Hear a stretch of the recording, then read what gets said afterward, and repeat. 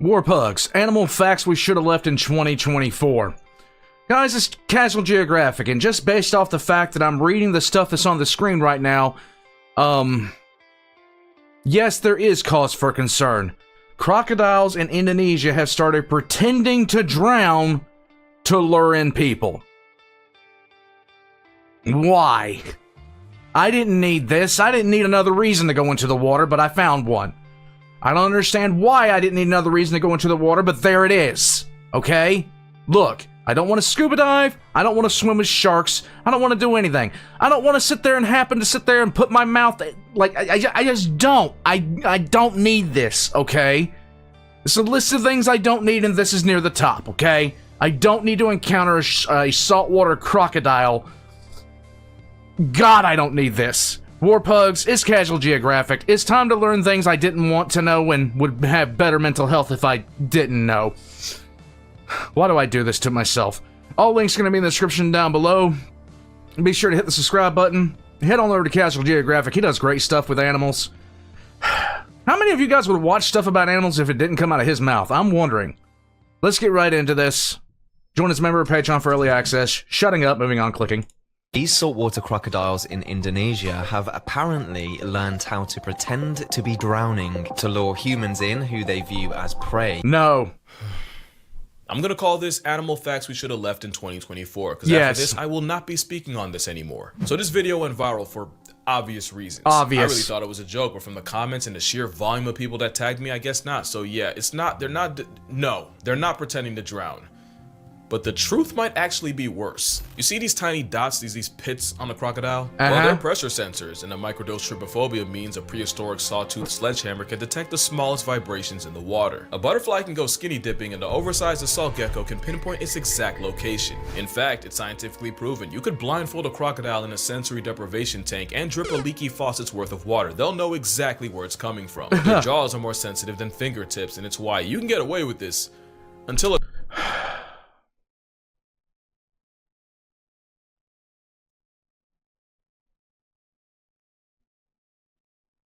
No, I don't even like watching people do this. I don't even like seeing pictures of this. Because all I can think about this is, you are about to understand what it's like to chew 5 gum in the worst way possible.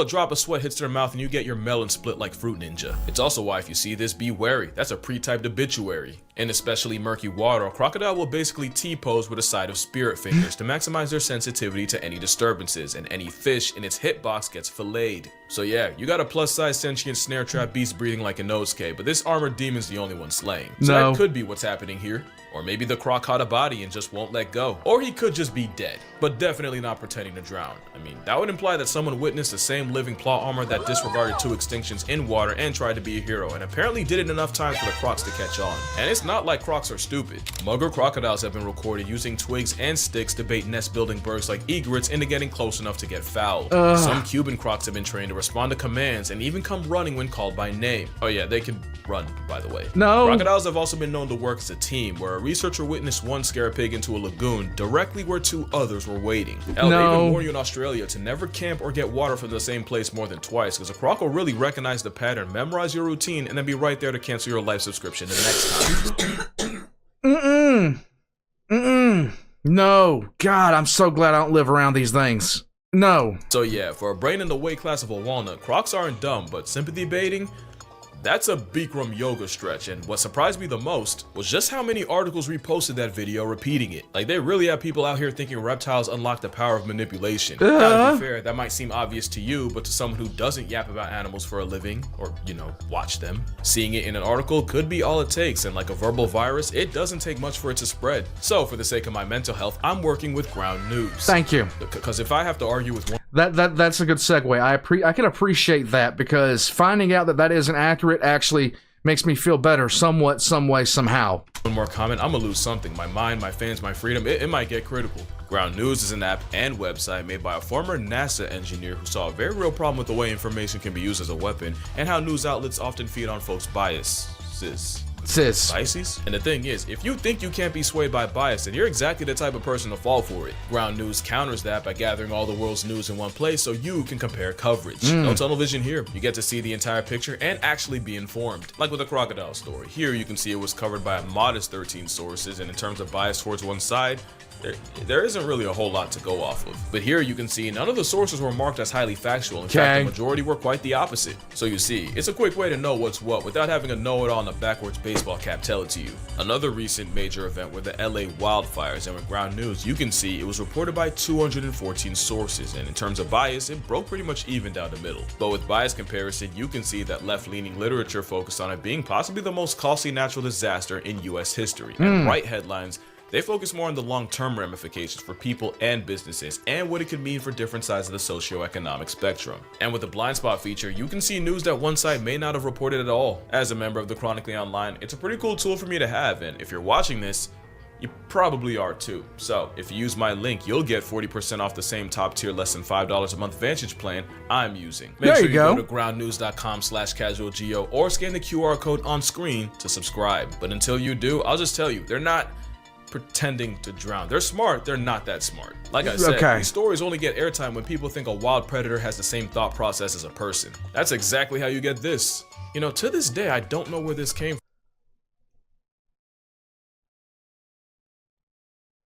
What?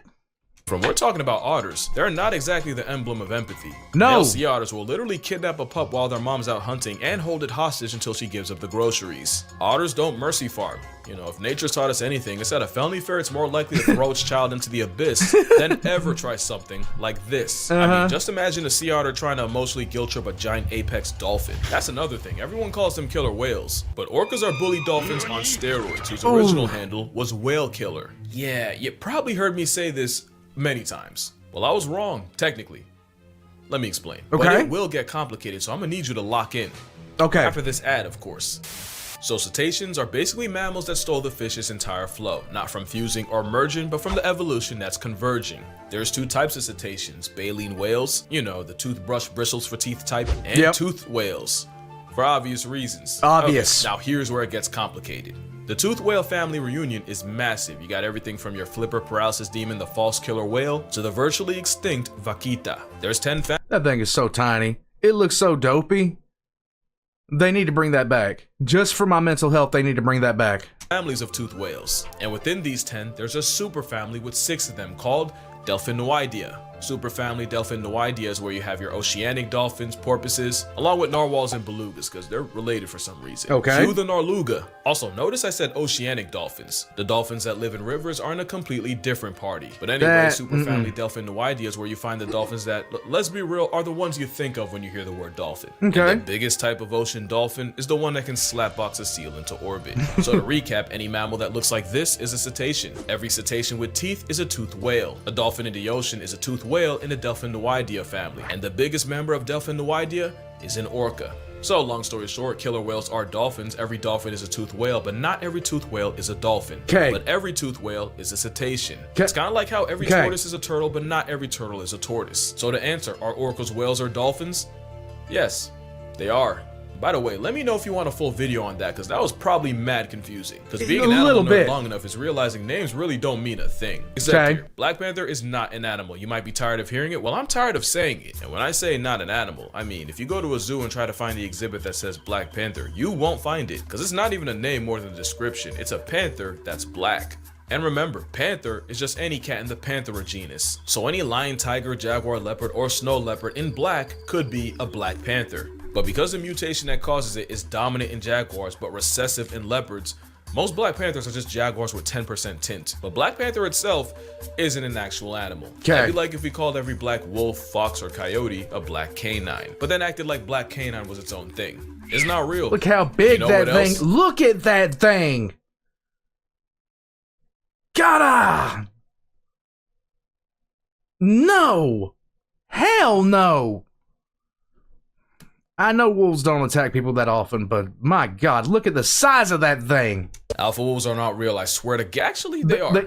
They are real, but only when you put a bunch of wolves that don't know each other in a zoo and they have to figure out stuff on their own. That's actually what happened. In the 1930s, Rudolf Schenkel studied wolves in a zoo, and after watching more fights in face in a telenovela, he just figured that wolves determine group politics by tearing each other apart. Biologist David Mech built off his work and came up with the term alpha wolf. What they didn't realize was that the wolves were fighting over resources, not rank, and by putting a bunch of randoms in one place, they basically created real house wolves of Switzerland. In real life, a wolf pack is usually just two parents and a bunch of their kids. What folks kept calling the alpha wolf whole time was just their father. Now, because I've done this before, I know someone's gonna comment, well, if they're the lead wolf, they're still the alpha. The problem is, the whole alpha thing implies that the lead wolves got there by beating the others like a Cherokee drum. Really, it's just seniority. Also, another thing I never thought about until right now is once the kids get to about 1 or 2 years old, they dip and try to form their own pack. In a zoo, you often get the same adult wolves around each other constantly, and like any reality show, eventually that leads to tension that wouldn't be there in a normal pack. So normally, you wouldn't see any alpha wolves in the wild, and the same guy that came up with that would spend the rest of his career trying to take it back. And just as a final middle finger to anyone that still wants to argue, when the term alpha male was— My God, they're cute. Look at them. Look at their little faces. Look at their little face.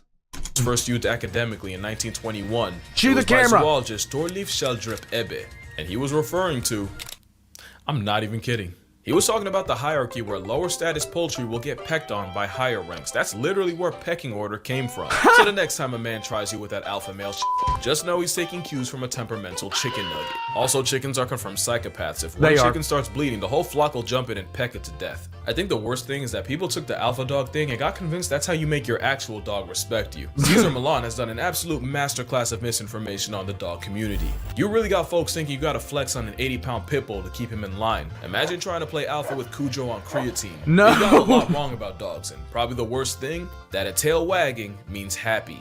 That fact alone has probably gotten more people bit than anything. Basically, a tail wag means excitement. Excitement can mean seeing their person come home, or it can mean fear, anxiety, or the last warning before they put a canine-sized hole in your hand. And the faster the tail, the more excited Fido is. The question is, what kind? Well, science says a tail favoring the right means the vibes are good, but a tail leaning left could mean stress, so best to be left.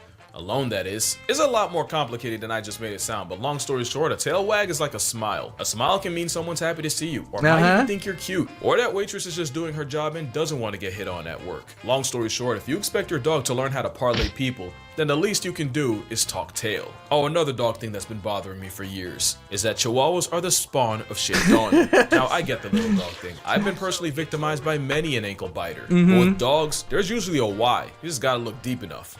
There usually is. I really love my dogs. I really do. One of them is a little bit angry. She is a little bit of an angry girl. We have some ideas why, but she's a little bit angry, so we have to make sure that she's okay. She doesn't like other dogs. She only likes the male dog that we have. She only likes Connor, my adult male pug. But, yeah, if you're wondering, it's Volcana. She's a little angry thing. It just is what it is. What? Yeah, rage. Huskies are known for being donkey stubborn toddlers on 4. Come inside. But Huskies were also bred as sled dogs, and not only would they have to be independent and make decisions in a dangerous work environment, sometimes they'd have to be willing to go against orders if those orders went against their better judgment. It's actually called intelligent disobedience, and for football fans, it's basically an audible. It's pretty important, because, you know, if Russell Wilson had it, maybe he would have ran the ball. Beagle. You ain't gonna let that go. That is never gonna be let go. Ever. It will be here until the day the sun burns out. Those are basically walking instruments, but they were bred to hunt rabbits in thick brush, and that same bang keeping you up at 2 a.m. is how they communicate with hunters. So why are Chihuahuas like that? You know, I don't even think it's a Chihuahua thing more than a little dog thing, but I have my theories. A lot of times, Chihuahuas don't get socialized with other dogs early on, so the first time they see a big dog, which like any dog to them is a big dog, it probably scares the daylights out of them. Also, I think a bigger thing is owners be letting a lot of bad habits slide just because they're travel size. So eventually it escalates. Let it be a Doberman and suddenly they'll know discipline. Actually, that's my biggest thing. A lot of owners won't correct bad behavior when it comes from a Chihuahuano. In fact, I've seen a lot of y'all encourage it. I've always said if a Rottweiler acted like a Chihuahua for a day, he'd be dead by dinner. Also, often what looks like aggression might just just be fear. And if your dog tells you he's afraid and you don't listen because you think it's cute, but that's how you end up with the dog version of David. Size might be part of it too, but it probably has less to do with it than people think. Long story short, if I see a kid wilding in Walmart, I'm gonna look at the parents, and likewise, I'm gonna blame the dog owner before I blame the dog. Exactly. No clever transition. But another thing I've heard is that male lions don't. We had 2 chihuahuas, me and the hospitaler, and one was like half Chihuahua, half Dachshund, and half Chihuahua, half Italian Greyhound. Thank you for the peanut gallery. Yeah, me and him would play together all the time. And he was real, like, me and him would play fight all the time. But I knew how to bring him back down. You know, I could bring him back down pretty much instantly from that play fight to, you know, completely calm. And the other Chihuahua we had was named Dobby. And Dobby just was absolutely chill all the time. He didn't have that little angry thing. You're low. Yeah, he didn't have the little angry, you know, pissed off anything. Neither of them did. Charlie, when Charlie would start getting, you know, snippy, I'd play fight with him and he'd calm down. But yeah, we didn't have angry chihuahuas. Hunt, or better yet, that male lions are lazy. And I can tell you exactly where it came from. You see, lionesses use the power of friendship to run down prey in open areas. It's pretty hard to miss. Lions are bigger, bulkier, and with a whole afro equipped, they had to switch up the playbook. So instead, male lions ambush prey by camping out in dense brush. Research shows that male lions pack up prey as frequently as females. It's just that in the olden days, you'd probably never see it. Also, before male lions even get a pride, they're in their nomad arc.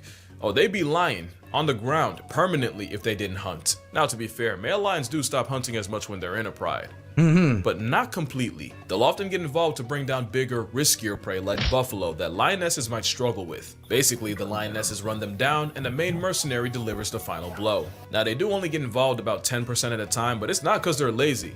They just have a different job description. Male lions patrol the pride lands, mark their territory, and as you know, they gotta run the ones with any outsider trying to take his place. What you might not realize is, as good at hunting lionesses are, in some studies they got up to half their kills stolen by hyenas, or even other males. Having a nearly 500-pound equalizer on their side helps them keep what they catch. It's not lazy, it's just that lions and lionesses help cover each other's weaknesses perfectly, and clearly it works. They're the most notorious and feared pack predators in Africa. Or maybe second, because there's one predator that animals fear even more than Mufasa and friends, and you'll never get it. Mufasa, it's okay. Yeah, it's us. It's definitely us. You might remember that an experiment showed that almost every animal from giraffes to antelope to even leopards and hyenas were unanimously more afraid of the sound of humans than the cadence of a giant carnivorous cat. Which is how, to this day, I still don't understand how this went viral. Or at least I didn't, because not only did I find out where it came from, I think I was wrong. Kind of. Technically. Okay.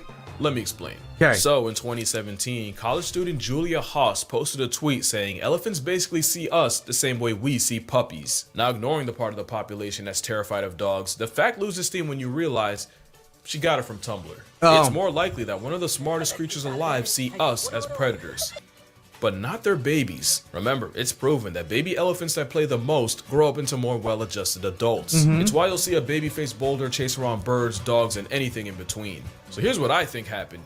Baby elephants will treat humans like any other animal. Difference is, humans might be the only animal that'll see an 1,800-pound toddler barreling towards them and welcome it. In fact, the premature pachyderms probably realize that a hairless bipedal ape gives them the best response. So it's not really that elephants think we're cute, it's that baby elephants think everything's cute. Us included. And I'd bet that's where all the videos of 1-ton 2-year-olds manhandling people came from, and I wouldn't even believe that if I didn't nearly become one of them. Yeah, I went all the way to Chiang Mai to get bullied by an elephant's child.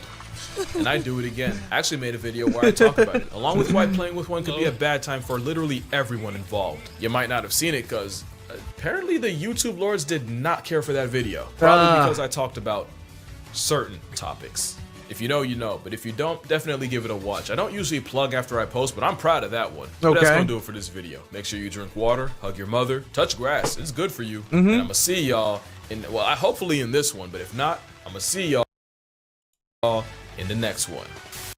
Okay, so seriously, like lion prides and hyenas, there was a story a few years back about how a lion pride got wiped out by hyenas. and I've never known if it was true or not. That's why The Lion King was such a good movie. It really was. It really was. Because the concept of a lion teaming with hyenas is weird, to say the least. War pugs. There's a lot of things in here that I'm glad have been proven completely and totally not true. But there's also one other thing. I don't mess with crocodiles. I never will. I don't have time for it. I just don't have time for it. Orcas are awesome. And people need to stop messing with them. And I'm never going to have to be in a position... I will never be in a situation myself where I have to worry about a panther. I don't want to deal with that. I have the war crime cat here. And Betty is big enough. I don't need any cat bigger than that. Betty's done lost all of her teeth, so she's eating mushy food right now. You tell them how, What? How, Typhus Canine will play with you, like, follow you. Caiaphas likes to fight with me. Caiaphas likes to fight. War Pugs, I'm going to take off out of here. Thank you guys so much for watching. Join as a member of our Patreon for early access. I'll see you guys next time.